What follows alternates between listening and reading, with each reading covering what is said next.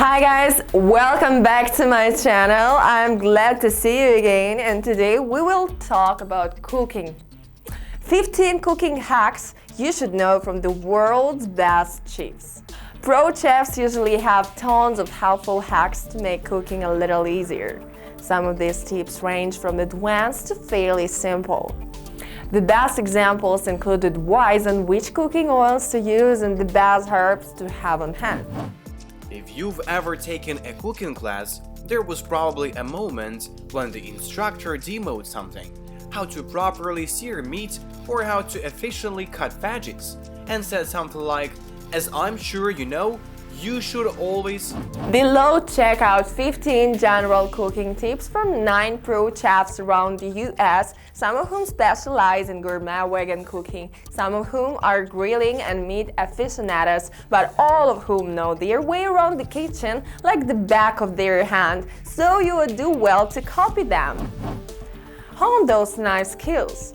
Always keep your fingers tucked in on your non-dominant hand, using your upper knuckles to guide your knife as you slice. If your fingertips are tucked in, you can't ever cut them. And for the highest degree of control over your knife, hold the knife by the blade, pinching the bottom of the blade between your thumb and the side of your forefinger. Grip your middle, ring, and pinky fingers around the handle for support, and avoid laying your forefinger over the spine of the knife. Sydney Wilcox, culinary instructor at the Brooklyn Kitchen. Cut wedges smarter.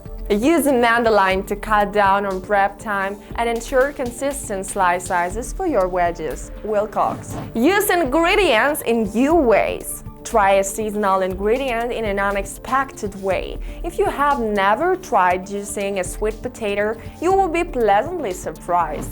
The starch in potato makes your drink slightly creamy, and the flavor combination is perfectly sweet. This is a dessert vegetable juice packed full of vitamins A and B complex and beta-carotene. Matthew Kinney, raw food chef and owner of Plant Food plus Wine Miami. Don't forget the garnish. To make an impression on your guests with simple garnish on your finished platter. Microgreens are easy and beautiful, or take an element from the dish such as a whole herb springs or extra spice and add just a small amount to create a pop for the eye. Wilcox. Blend better. Always put your liquids in your blender first, water, juice, broth, and then load your more solid ingredients, wedges, leafy greens, fruits. These take stress off your blender motor, and as the blade spins, your ingredients are more easily pulled down into the blender vessel and your blends are more consistent, smooth, and creamy. Adding your liquids first will lengthen the life of your blender and your blends will come out perfect. Nina Curtis, executive chef of the Ranch Malibu. Turn up the heat. Don't be scared of the heat. If you're looking for a sear, you need to bring on high levels of heat. Without a smoking hot pan, it will be close to impossible to achieve a crispy, caramelized browning on your steak, pork, chicken, or fish. Also be sure not to overcrowd a pan when searing, otherwise the pan will cool down too much and there will not be enough heat from the bottom of the pan or circulating around the meat in the pan. Wilcox.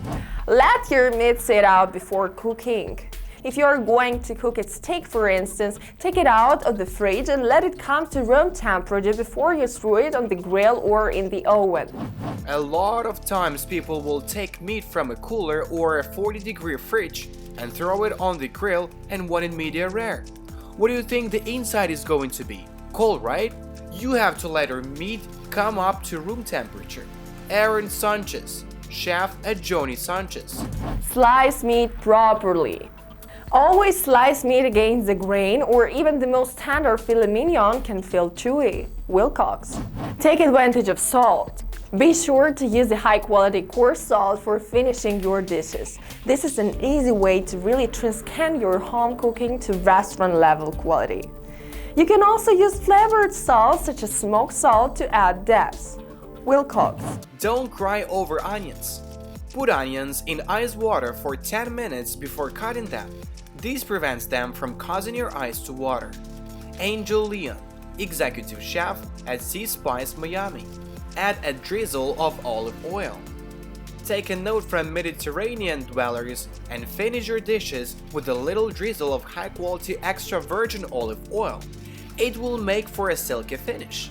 Wilcox. Get an even roast. Be sure to rotate pans or trays in the oven. All ovens have hot spots, so spin your trays around halfway through their cooking time and alternate racks if you have multiple trays cooking.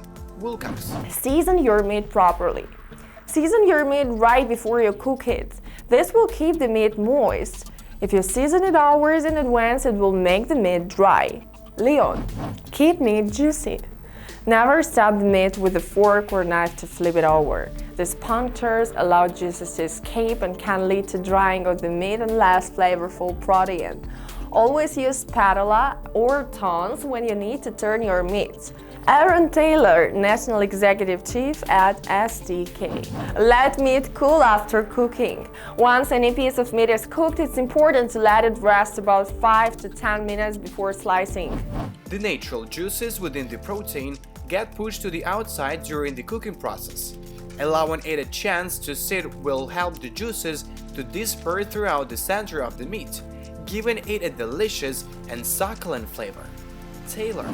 So guys, that is all for now, but if you still have any questions, you can always ask them in our comment section below this video. Have a great day, be sure you have subscribed to my channel to see more reviews. Bye bye, kiss you!